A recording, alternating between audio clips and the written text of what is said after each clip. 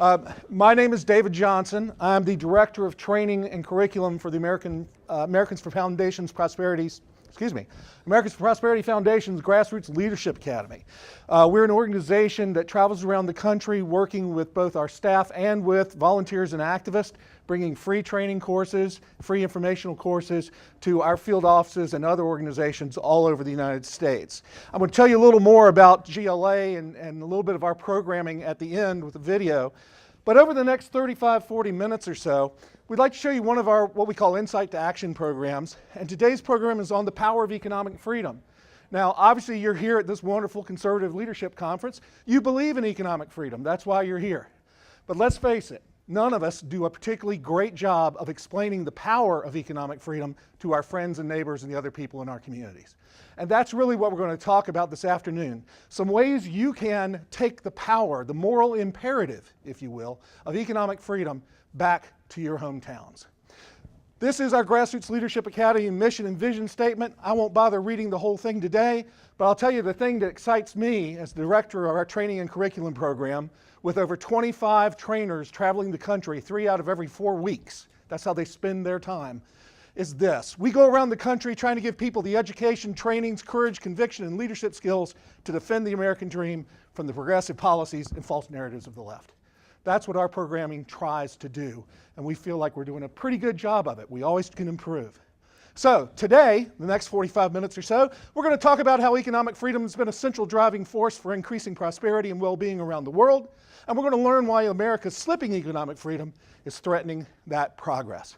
So when we say economic freedom, let's sort of come up with a definition, if you will. This is a good place. This comes actually from the Charles Koch Institute.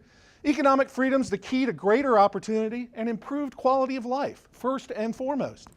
It's the freedom for you to choose how to produce, sell, and use your own resources, skills, talents, and God-given abilities while respecting other people's rights to do the same. It's that idea that we each mutually benefit each other when we are free to trade our skills and our talents and our fruit of our labor with others. Now, normally in a smaller group, in a group we knew exactly what size, in this presentation, and for time and some other reasons we won't do it, we'll do a little game. Now, we won't do this today, but I'll explain the game. It's called the trading game. And normally, if you're at one of our trainings doing this, I would be handing out paper bags. And each paper bag would have some candy, a few other household items, maybe a can of Spam, you never know what you get, maybe a can of Vienna sausage, maybe a kitchen mitt, maybe some refrigerator magnets, maybe some Bit of Honeys. You never know what you're going to have. Maybe some Yoo-hoo occasionally. And I'll hand those bags out to the room, and I'll ask everyone in the room to rate the value of what I've just given them. It's theirs, we give it to them. I'll say rate the value of what I've just given you in your bag. From 0, which is I can't believe you handed me this bag of garbage, to 10, which we tell them is, I can now leave this conference happy, I have a bag of great stuff. Right? So you imagine if we have 10 people participating in our trading game, I hand them a bag of stuff, they look in the bag, they might rate it and say this is a value of 4, 5, 6, somewhere in there. We usually get about an average rating of every 10 people, about 50 across the room. Everybody sort of following with me so far? Then we say to them, all right, one person to the left or right of you, trade with them. Trade anything you want out of your bag. Make any trade you want, any deal you want. We then ask the scores again, 0 to 10. You know what we find? Value goes up, all right? Then we usually say, all right, now trade with anyone in the room you want to. Trade until your heart's desire. We give you 3 minutes. Trade anything in your bag now. And then we ask again, what's the value of your bag from 0 to 10? The values skyrocket. The numbers go through the roof. Where we started with 50, we might now have a collective value of those 10 people of closing in on 90. So what happens in that little exercise, that game we do? What's going on? Free trade, right? But also this idea, and it's very important, especially to the young people you deal with so they understand this. Freedom of trade, freedom of free markets, capitalism, if you will, is all about subjective value on some level. You don't go out and buy a television at Best Buy that's priced for $300 because it's worth $300, or because the government said it's $300. You buy that new TV because you look at it and say, you know what? I think that new TV is going to be worth more to me than the $300 in my pocket. And ultimately what happens? You get that thing you value more than $300, And the person who sold it to you gets the $300 that they value more than the TV. What's that called? A win-win, right? But the thing we like to teach about the trading game is governments cannot set prices. Bureaucrats do not have the ability to tell anyone what anything is worth. Think about almost anything we buy these days when you consider the number of hours it takes to earn enough money to buy it. In almost every realm, someone mentioned this about groceries yesterday. Grocery prices overall dropping, right? These things, prices dropping. These things, prices dropping, right? All of this stuff, prices are dropping because more and more people are free to trade and innovate and create better. When government controls medicine, when government gets too far into student loans and messes with the market, what happens? Prices go up. Economic freedom actually controls prices while allowing for innovation. Too many people don't understand that. We've got to work on explaining it. So what are the conditions we talk about for economic freedom? We'd say personal choice, the ability for you to control the fruits of your labor, the services you can provide, the goods you can make. Second is that freedom of exchange. Is the government getting in the way of you being able to sell your goods or buy goods from others? Anytime the government gets in the way, it's essentially putting a thumb on that level playing field and messing up the free market. A big one, the freedom to start a business and compete against others. We talk a lot about cronyism hurting free markets and hurting capitalism. Cronyism is often an effort by the biggest guys to use government regulation to keep the smallest guys out of the business, right? So many different ways there, but the more freedom there is to open for a person to start engaging in and compete against others, the better. And finally, the rule of law, protections of persons and their property. When our court system becomes arbitrary and capricious, when the rules that government passes become arbitrary and favoring one group of people over another, that's no longer the rule of law. That's not everyone being equal. So those are really the conditions for economic freedom that we're talking about. So sometimes people, when you talk about capitalism, economic freedom, free markets, they go, oh, you just don't want government. Well, that's not true. We believe in a government. Our founding fathers believed in a government, right? But government has very specific roles in this system. And the first is that consistent rule of law. Now, I know you guys' legislature is almost as bad as my home legislature in Virginia in this. Our guys will meet for 60 days one year, 45 the next, so a little shorter term session than you have here. But they'll introduce thousands of bills in those 45 or 60 days.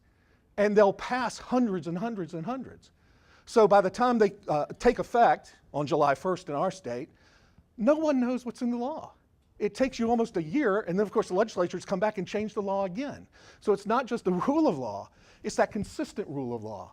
In one of the Federalist Papers, James Madison actually argued that if the law becomes so large and so rapidly changing, no one will be able to know what's in it. And you can't run a country of free people like that. Sounds familiar, doesn't it? Yeah, it sure does. So anyway, here's what we believe government should do. Protect life, liberty, and property. It's that simple. Jefferson used the phrase, the pursuit of happiness.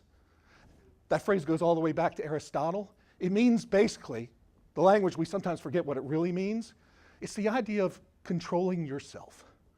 The ability to control your property, the way you'd like to live your life, those sort of things. It's a bigger phrase than just being happy. It's not about being happy. It's about the ability to control your own life. So, economic freedom. What does it mean in real terms? Let's take a look. There's a couple examples. Everyone recognizes this lovely piece of real estate? South and North Korea, both countries at the end of the Korean conflict, pretty poor, not a lot of wealth there. South Korea over the 60s to 70s, the 80s to 90s, and into today, one of the freest, economically freest countries in the world. What happens? Economic freedom is the difference between having the lights on and not. All right? And if you notice, that's Kim Jong-un's basketball court. You can see Dennis Rodman if you look really closely. All right? That's it. The leader gets lights. Nobody else gets lights. But in a free country, the lights explode. And if you see that picture of China that's above, China, a country that killed more of its own citizens than everyone who died in World War II around the globe through starvation and government policies. Thankfully, the lights have started to come on in China. Now, I'm not arguing political freedom. This is just some economic freedom. It's changing their country. It's turning the lights on in China. And look at China in contrast up there to North Korea still. It's absolutely amazing. So, when we talk about economic freedom, there are a couple, I want to commend you to stop at the Heritage Foundation's booth. Stop at the GLA booth too, please. But Heritage Foundation has their new report on economic freedom. It's a good read. It tracks pretty closely to what we're talking about here today. Our numbers are coming from another think tank called the Fraser Institute. They're based in Canada, but they do Economic Freedom Index that's global. It's fantastic reading. But they look at this to see how economically free a country or a state is. How big is their government? How bad or large is their regulatory state? Is their money sound? In other words, do they have runaway inflation? Do they allow trade? Free of regulation trade. And do they have a consistent rule of law? That's what it takes to be economically free. So let's talk about the power of economic freedom for just a second. This is a chart of world gross domestic product per person, per capita, $1990, so this is even. You could take this line right here, back to John the Baptist, or further if you wanted. All right, go back as far as you want, it's going to be about there. Fact of the matter is, a person living in England in 1800 was really no healthier, no better off in their life, no longer life expectancy than the hunters and gatherers.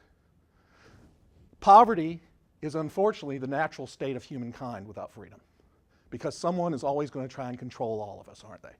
Someone wants to control us. And if we allow people to control us, guess what humankind does? The controlled live in great wealth, the rest of us live down there. But something starts to happen here around 1800, a little after. You get in this area, Adam Smith starts to talk about the wealth of nations, starts to talk about the mutual benefit derived by capitalism, that invisible hand. And we start to get a little tick up as some people start owning their own success, owning the fruit of their own labors. We come through the beginning of the transportation era, trains, railroads start to take the crops that are in one city and get them to another state in a relatively quick time, and more people have more access to more goods and see better value in those goods and start to trade with each other. And it starts to really take off as the Industrial Revolution starts and more people have the opportunity to no longer just work in a field, but they can go work in a factory and they can make enough money so that their next generation goes to school longer and stays in school and has more opportunity and more opportunity. We come into the mid-1900s after World War II and kaboom, right? Couple things happening there. One of them, obviously, transportation's getting faster. And now instead of, as my dad used to say, he remembered every Christmas always getting 2 oranges in his stocking, and that was a big deal. Grew up in Concord, by the way. To, we have an oranges anytime we want an orange. I have a tangerine whenever I want a tangerine, right? That's because the goods can be moved across not just our country, but to some extent globally. We have so much choice, so much opportunity, so much value being created. That all happens with the jet, hang in there. I heard that. You have the jet era here, but then you get the internet age. So where you could have goods moving across the world faster, creating more opportunities for people to sell their goods. In the internet age, you have more opportunities for people being able to sell their services as well. So people who are in the PR firm aren't just limited to an area or a place they can get quickly. They can ship information globally anytime they want. Yep.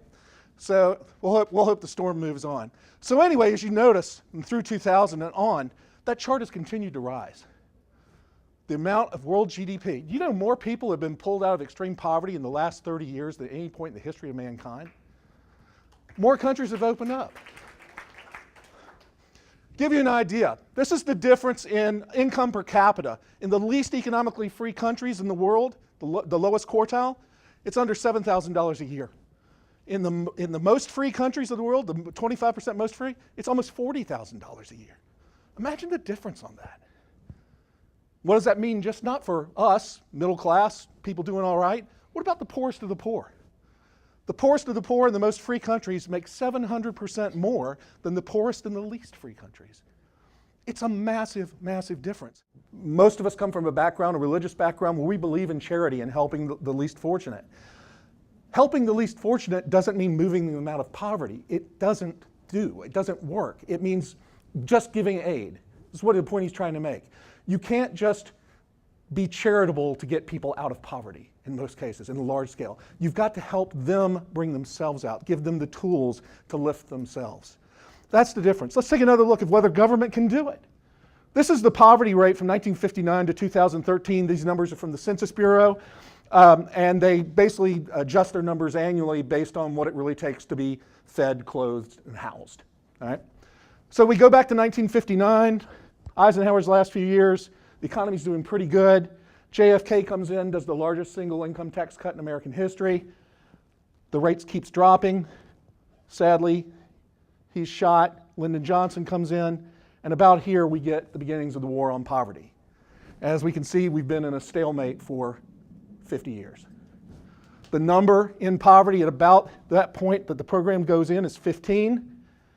We're sitting today still at around 15%. Trillions spent on the war on poverty. Trillions on stopgap aid. Is stopgap aid a good thing? I'm not arguing that we can't find ways to help people through our churches, through charities, through other ways.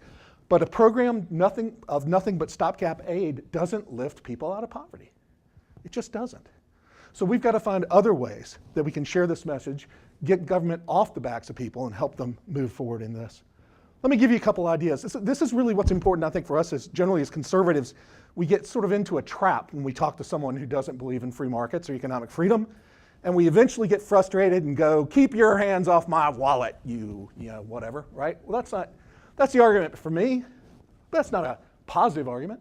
Sure, I want people to, don't anybody touch my wallet, don't get me wrong, but it's really not about money. That's not what capitalism, what free trade, what economic freedom is. It's about creating the greatest well-being for the greatest number of people. That's what it does. No other economic system in the history of the world has brought more people out of dire poverty than economic freedom. It's just a fact. And we know that. We know that socialism, Marxism kills and traps people into freedom, and economic freedom lifts people out of poverty. We've seen it over and over again. We've got to remind people, look at the numbers. And here are a few of the numbers. In the most free countries around the world, life expectancy is about 80 years. In the least free, it's 63, and your chance of dying by 40 is 3 times higher. Economic freedom is literally the chance for you to get to know your grandkids and watch them grow up. That's what it is. That's the difference. Infant mortality is nearly 12 times higher in the least free countries around the world. Economic freedom is the opportunity to see that newborn child actually have a chance at life. Life satisfaction by a number of different standards, survey work, other things, 60% higher where people are free economically to pursue their own happiness.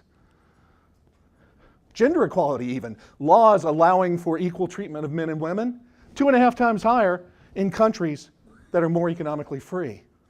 All boats are risen. This is the one that kills me. Well, you capitalists, you hate the economy, you hate the environment. No, we don't. The fact of the matter is, in the 50 most free countries, they're regrowing about 7% of their forest every year, and the 50 least free still lose about 7% of their forest every year. Water as well.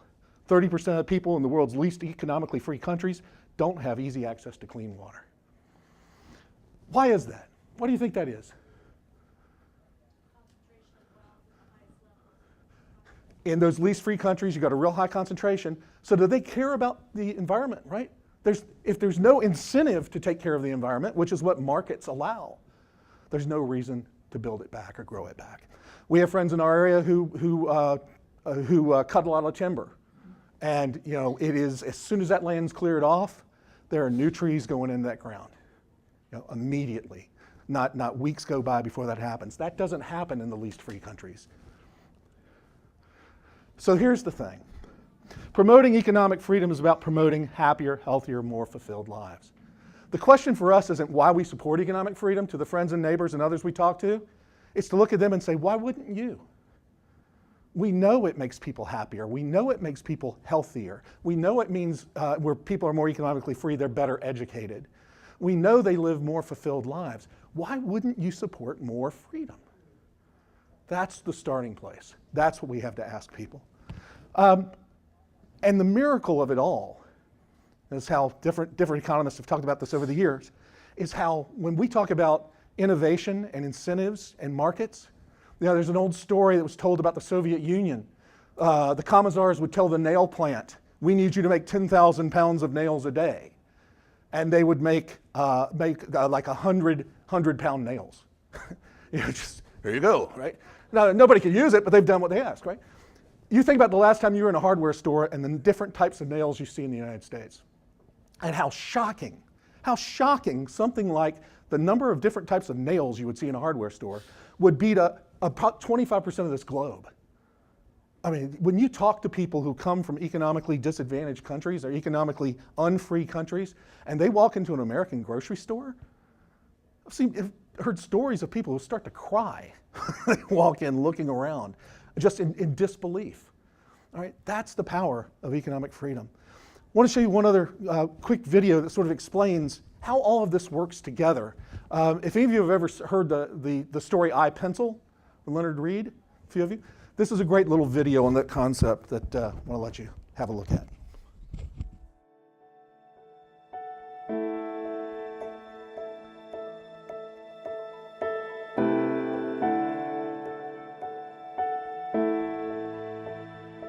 This is the world we live in. If we weren't surrounded by it every day, if we didn't take it for granted, we'd be dumbstruck by its very intricacy and brilliance.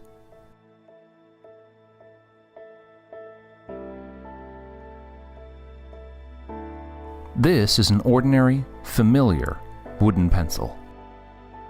You might think a pencil is simple. Chances are you've been using one since before you could even read or write. But just because it's familiar doesn't mean it's simple. In fact, it's complicated, elaborate, beautiful, elegant. Its very existence is too improbable for any one person to truly comprehend.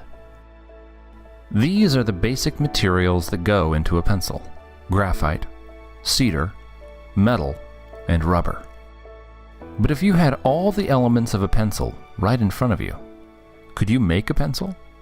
It's not as easy as you might think. In fact, no single person on the face of the earth could do it without the help of countless others. And this is the key to understanding the world.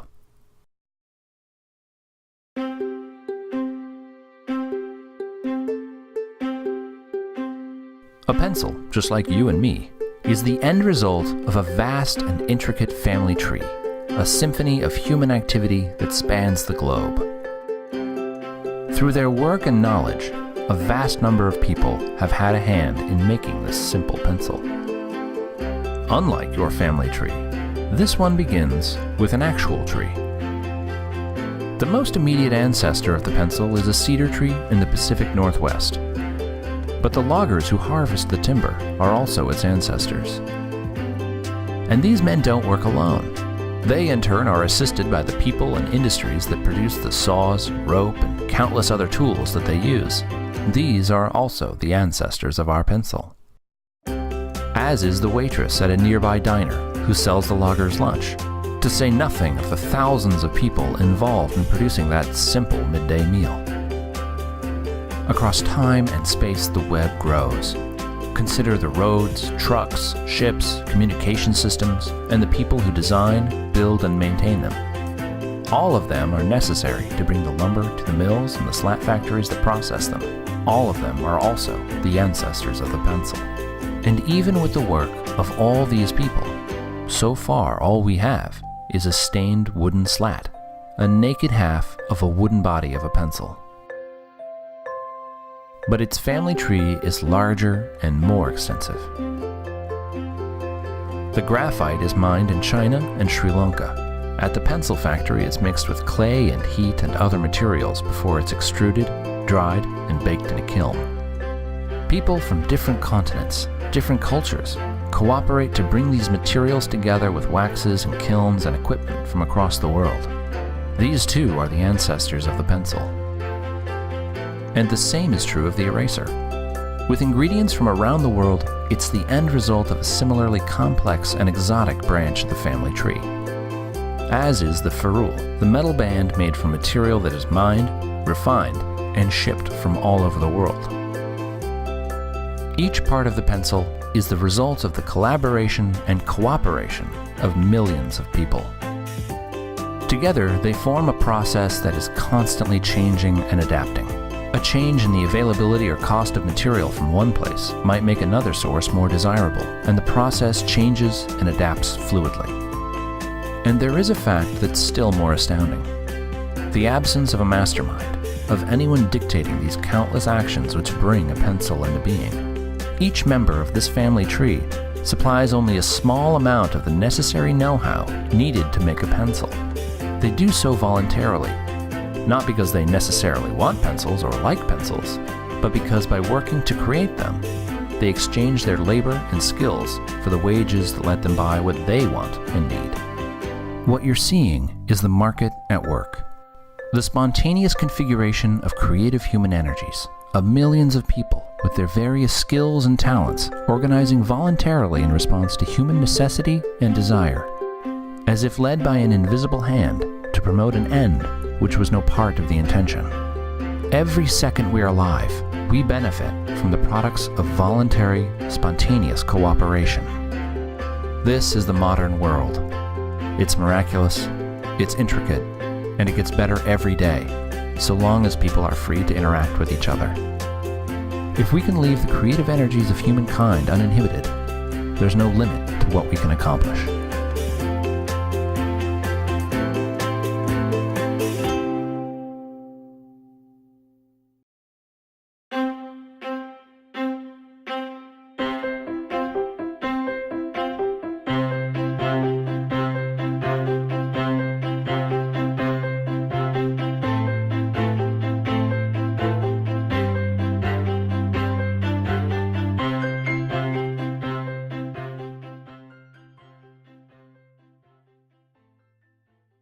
When we describe economic freedom as a state of mutual benefit, I think that's a good way to explain it to those who might be skeptical, right? No, in a system, in a capitalist system, in a free market system, we all benefit when we work together and we try and innovate together.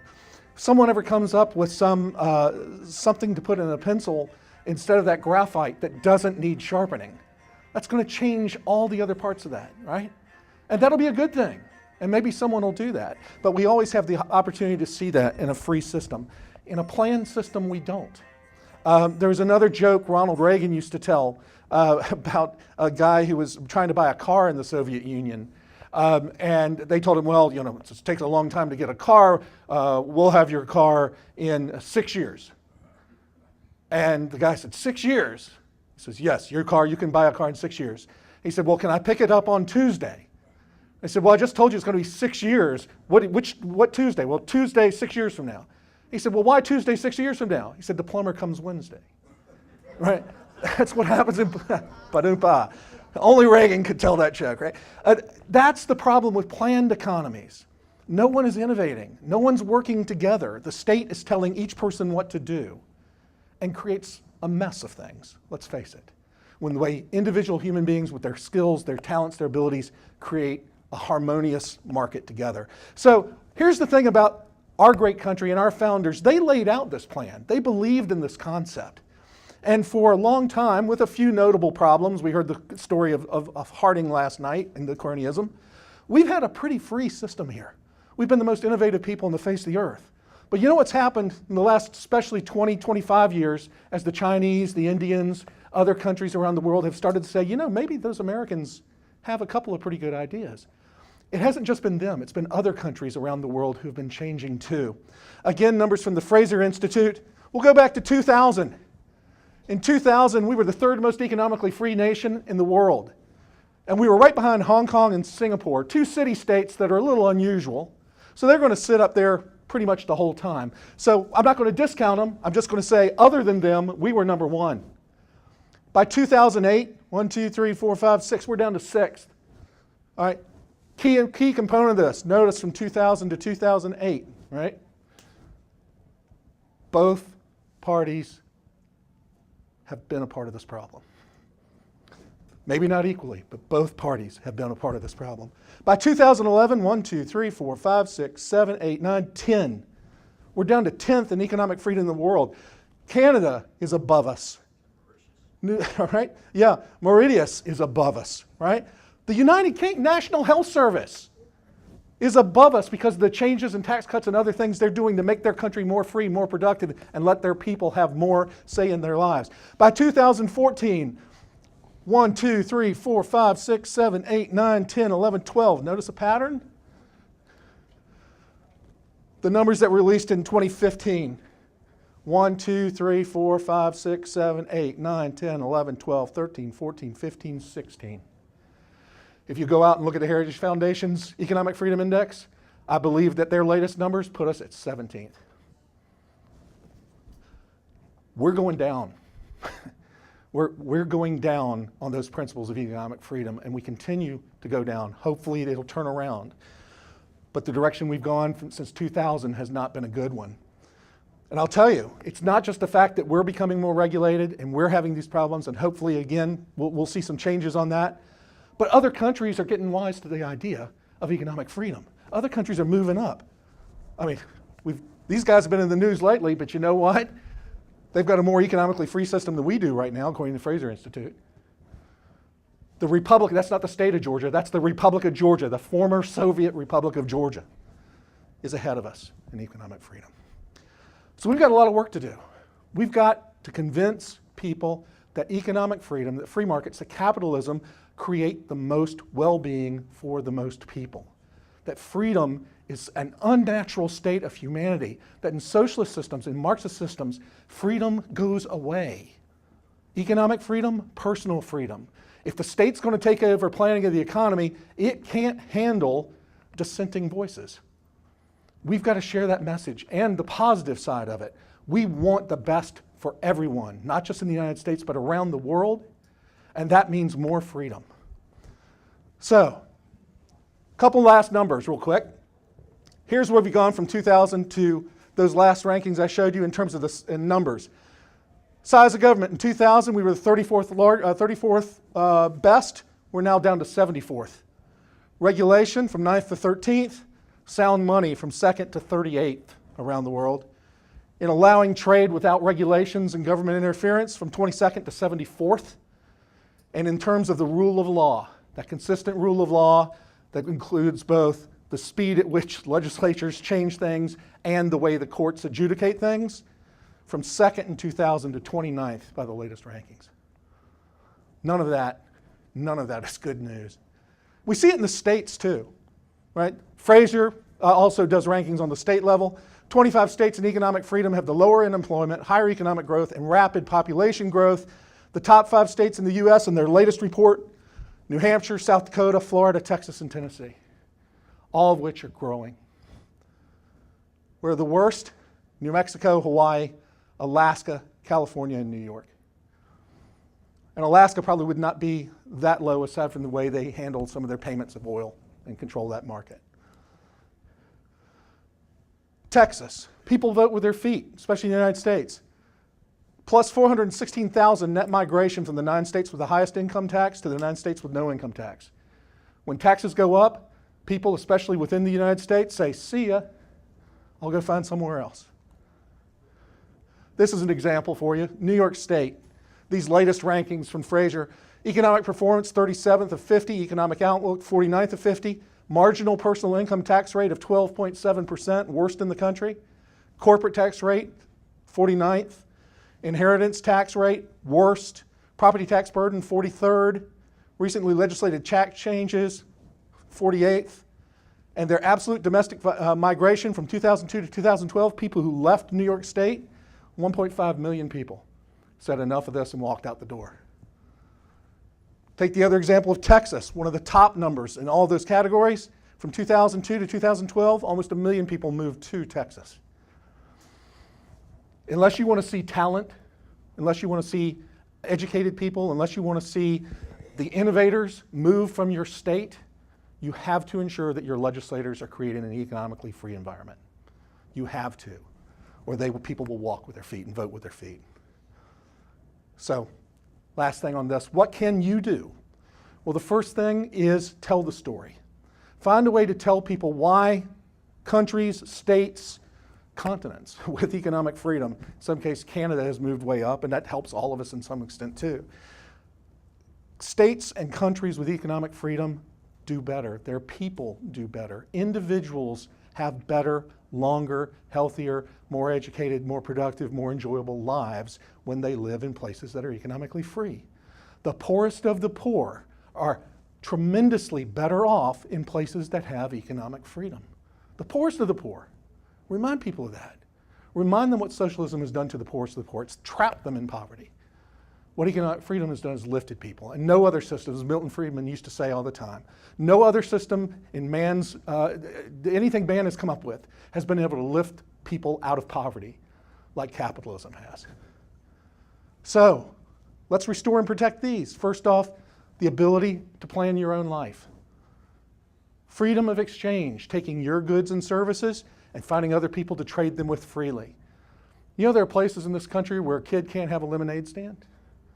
Did you hear, maybe you didn't hear this recently, just as an example. There's a couple counties in Alabama that started requiring kids who wanted to mow lawns during the summer for a little extra money with their neighbors to get licensed. Guess why? Some large landscape companies didn't want the competition, so they went in a cronyistic action with legislators, tried to keep kids from making $10 and $20. How many people know of someone who started out their life successfully with a paper route or mowing lawns or something like that, right? The government's trying to take that away. What does that do, right? So that freedom of exchange even goes to that level. That freedom to start a business. If your legislature tries to do anything that makes it harder for a person to start a new business, scream bloody murder at them. Go as Nigel Farage last night screamed, lobby, lobby, lobby, right? You know, do it. Get on them. Don't let them do that. And the rule of law, which I was talking to a gentleman at our table earlier who's concerned about that issue. We have got to fight for the integrity of our courts and the integrity of lowering regulations and making sure that everyone, when it comes to the government, is treated equally and that no one's putting their thumb on that scale of justice. And that's something that takes eternal vigilance, as the saying goes. It's something that takes all of us keeping an eye on everyone who's representing us, whether it's in Congress or the North Carolina legislature, and tell them we support and we demand economic freedom for us and for our kids and for everyone wherever they are on the economic ladder. And hopefully that gave you some tools, some ideas that you could use to argue for the power of economic freedom with your friends and neighbors. And if you're interested in keeping up on when we'll be back in North Carolina with these certification programs, our sign-up sheets are back at our table. You can just give us an email address. We promise not to bomb you with emails. We do no more than one a week, we promise. And just tell you where we are, and that'll give you the opportunity to find out more about our program as we come back to North Carolina later this year.